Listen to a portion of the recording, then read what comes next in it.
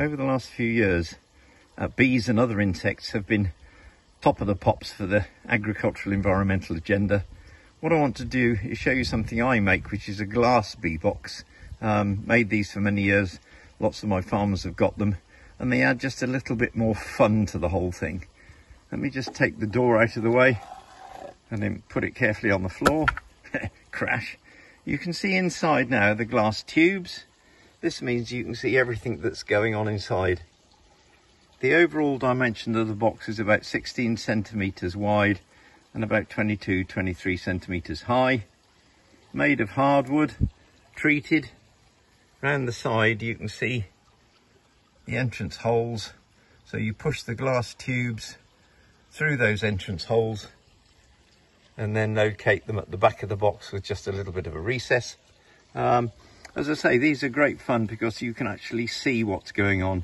You can see normally these are attracted by or attractive for mason bees, some of the leafcutter bees. Glass tubes are preferable to plastic, internal diameter about 7 or 8 mil, which gives everything the right amount of space. Size wise is very much up to you, but I find this size over the years has been about right. What I want to do over the next few months is try and record as much of the mason bee's life as I can to give you an idea of what you can expect. As I say, putting these on a south facing wall, as this one is receiving full sun, is the ideal location. In the shade they don't work as well. Success rates are no more than moderate. Don't be concerned if many of the pupae don't hatch. This is quite normal. It's not a case of, oh well, I've put them on the sunny side and it's cooked them all. Hatching rates are relatively small. So it's a fairly simple construction, but the key bit are these glass tubes of the right diameter, something like 7 to 8 mil internal. This is the more common type of bee box, generally put up round houses for mason bees. It's made of bamboo canes. You can see 1 or 2 have got mud plugs in them. The rest haven't been used. The only problem with these is you can't actually see what's going on. That's why I prefer the glass tube ones. Here's another type of bee box, again being used by mason bees. You can see 1 or 2 whizzing about. Some of the tubes are still plugged, so there's occupants in there from last year. Some of the plugs have been opened up and we can see 1 or 2 bees whizzing around. This works very well, but I still prefer the glass tubes because you can actually see what's going on. Here's a last year's box I've taken down. Nothing really going on in there. 1 or 2 attempted sort of nestings, but as you can see, no cocoons or anything else in there. So I'm going to clean the tubes out and relocate it, and hopefully it'll have a bit of better luck this year. Just cleaning a tube out.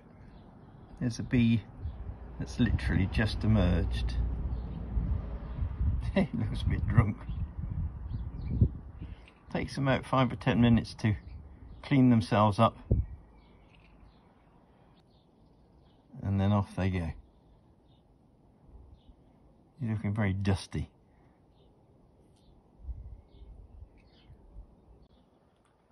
Here's a cocoon I've taken out of one of last year's tubes.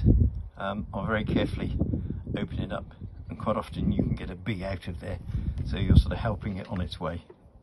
Most of the tubes will contain somewhere between sort of 2 and 6 of these little cocoons, separated by mud walls. Yeah, as you can see, we've carefully opened up the cocoon. On this occasion there's a fully formed bee in there, a mason bee, but it's failed to hatch. This was photographed by a friend of mine and shows a successful hatching from the pupa, as opposed to mine where the poor old bee didn't quite make it.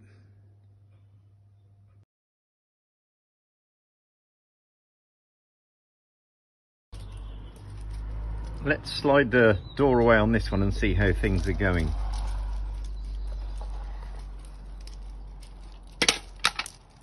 Yep, we seem to have some activity here. Beginning to see quite a lot of activity from the bees now. You can see the little eggs there. This bottom tube seems to be well filled. What we'll try and do later on is catch a bee coming in and actually unloading its pollen into the tube. It's a month now since we last looked at the bee box. It's now the 20th of June, so let's see what's happening. Certainly there seems to be some activity. That bottom right hand cell has got obviously a fairly big grub in. It's munched its way through most of the pollen. If you look above, there are younger grubs there that have eaten less pollen. Yeah, things are looking quite good there. There's some grubs that have actually pupated, so they've eaten their fill, spun their cocoon.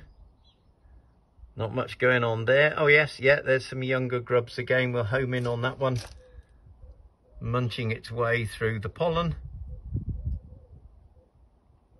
Doesn't seem to be much happening there. Yeah, there seems to be activity there. There's one that's pupating. There's one that's in the process of pupating. Eaten all the pollen it needs. Yeah, that's rather good.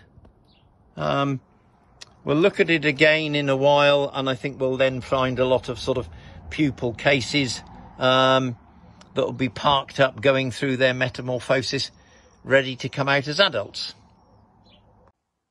We've pretty much come full circle now. The end of the season. It's not been the best of seasons.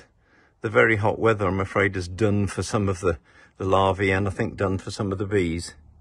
If we have a look more closely, we can see a couple of cocoons here, one there and one there. Those hopefully will hatch successfully next year, and the story will continue.